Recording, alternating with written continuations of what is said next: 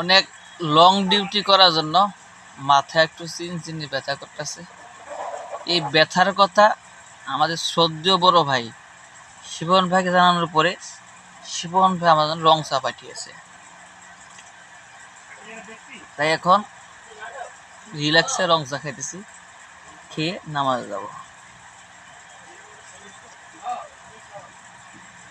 দোকানে কাপ নাই, সেজন্য পেয়ালার ভিতরে খেতেছি। আমাদের প্লাস্টিকের একটা বড় পিরিচ।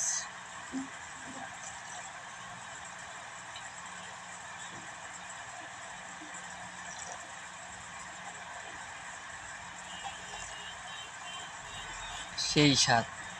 আল্লাহ তার শিবন ভাইকে নেক হায়াত দান করুন, আমিন।